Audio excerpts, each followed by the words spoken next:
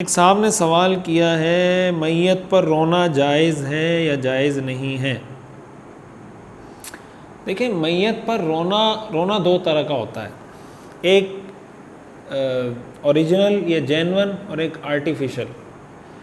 تو جو جینون یا اوریجنل کسی کو رونا آتا ہے نا، ظاہر ہے وہ غم ہے۔ کسی کا کوئی عزیز مرتا ہے، دنیا سے جاتا ہے تو اس کو غم ہوتا ہے، اس کو تکلیف ہوتی ہے، اس کو صدمہ ہوتا ہے۔ کسی کی بلی مر جائے تو اس کو غم ہوتا ہے، بھائی مرغی مر جائے اس کو دکھ ہوتا ہے، انسان مر جائے تو دکھ کیوں نہیں ہوگا اس کو؟ رسول اللہ صلی اللہ علیہ وسلم کے نواسے کا جب انتقال ہوا، اسی طرح جب آپ کے صاحبزادے کا انتقال ہوا تو روایات میں آتا ہے نا کہ حضور صلی اللہ علیہ وسلم کے آنسو جاری تھے۔ تو صحابہ نے پوچھا، یا رسول اللہ آپ بھی روتے ہیں میت پر؟ تو آپ نے فرمایا ان القلب یحزن، کہ بھائی دل تو غمگین ہوتا ہے، وان العین تدمع، اور آنکھ آنسو بھی بہاتی ہے۔ جب دل میں غم ہوگا تو آنکھ سے آنسو بھی نکلیں گے، لیکن لا نقول الا ما یرضی ربنا، زبان سے ہم وہی بات کریں گے جو ہمارا رب اس سے راضی ہو۔ ایسی غم کی کیفیت میں ہم کوئی ایسا جملہ زبان سے نہیں نکالیں گے جس سے ہمارا رب راضی ہو جائے، ناراض ہو جائے۔ اور پھر آپ نے فرمایا انا بفراقک یا ابراہیم لمحزونون، کہ اے ابراہیم آپ کی جدائی سے ہم بہت غمگین ہیں۔ تو کسی جانے والے کی جدائی پہ غمگین ہونا، آنکھوں سے آنسوؤں کا بہنا، دل کا غمگین ہونا، یا اس کے جانے پر اپنے غم کا زبان سے اظہار کرنا کہ ہمیں آپ کی جدائی کا بہت غم ہے، یہ شریعت کے خلاف نہیں ہے۔ شریعت جس چیز کی اجازت نہیں دیتی وہ ہے آواز نکال کر زور زور سے نوحہ خوانی کرنا، زور زور سے رونا۔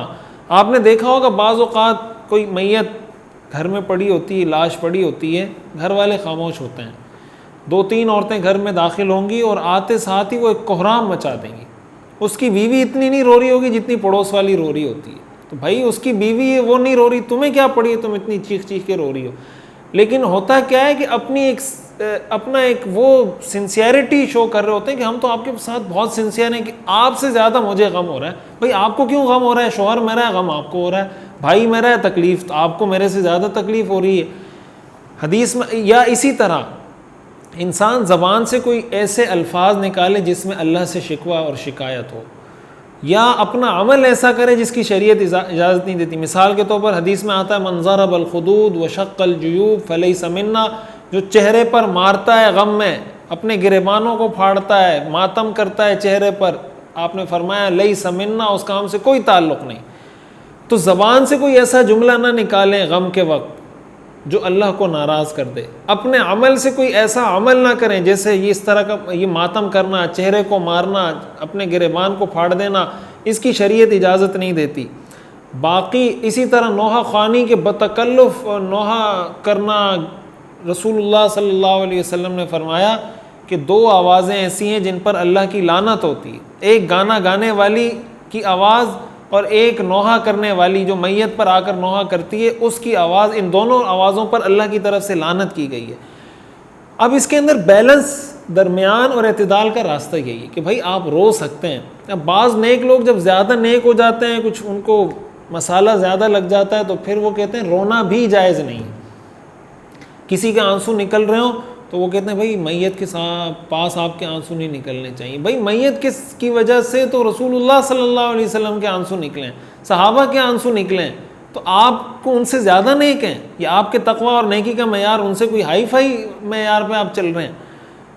ہاں، اگر آپ چیختے ہیں، چلاتے ہیں، شکوے شکایت کرتے ہیں، اس سے تو رسول اللہ صلی اللہ علیہ وسلم نے منع فرمایا۔ اور ایک حدیث میں تو آتا ہے کہ آپ کی اس حرکت کی وجہ سے میت کو بھی تکلیف ہوتی ہے، میت کو بھی تکلیف ہوتی ہے کہ یار یہ کیوں ہے غیر شرعی کام کرنے۔ اس کو تو وہ ساری چیزیں نظر آ گئی ہوتی ہیں نا، جس کے بارے میں آپ کو کہا جا رہا ہوتا ہے، سمجھایا جا رہا ہوتا ہے، تو آپ کو تو نہیں سمجھ آ رہی ہوتی، جو مردہ ہوتا ہے اس کو تو سمجھ آ گئی ہوتی ہے۔ تو اس لیے غم ہونا، اسی طرح غم کا زبان سے اظہار کرنا، آنکھوں سے آنسوؤں کا جاری ہونا وغیرہ وغیرہ، یہ سب جائز ہے۔ شرط یہ کہ زبان سے کوئی غیر شرعی بات نہ نکالیں، عمل سے کوئی غیر شرعی کام نہ کریں، اور بتکلف نوحہ کرنا، گریہ ازاری کرنا اور ایک ماحول بنانا لوگوں کو ایک اپنی سنسیئرٹی شو کرنے کے لیے، اپنا اخلاص شو کرنے کے لیے کہ بہت ہی کوئی زیادہ اس کو دکھ درد ہو رہا ہے، اس سے اپنے آپ کو بچانا چاہیے۔ ایک صاحب نے سوال کیا سب سے چھوٹا درود شریف کا کیا مطلب ہے؟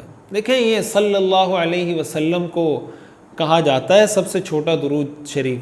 سب سے چھوٹا درود شریف کا مطلب یہ ہے کہ یہ الفاظ وہ ہیں جو مختصر ہیں، یعنی بہت سارے ایسے الفاظ بھی ہیں درود شریف کے جو احادیث سے ثابت ہیں، جو تفصیلی ہیں، لمبے ہیں، اور الفاظ ایسے بھی ہیں جو مختصر ہیں. تو ان میں سے جو مختصر ترین درود ہے، شارٹسٹ درود، وہ یہ صلی اللہ علیہ وسلم ہے.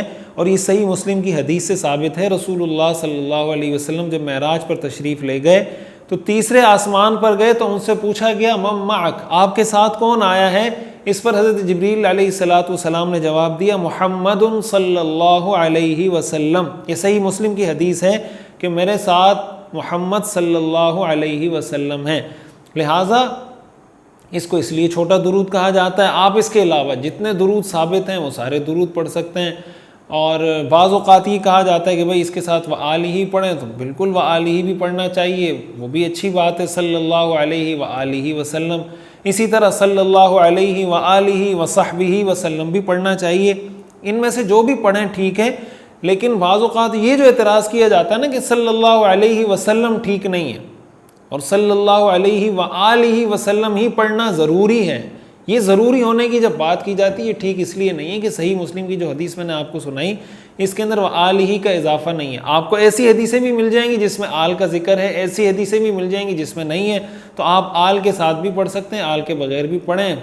آل کے ساتھ پڑھیں تو سبحان اللہ زیادہ اچھی بات ہے، آل کے بغیر بھی پڑھیں تو اس میں کوئی گناہ کی بات نہیں ہے، کوئی حرج کی بات نہیں.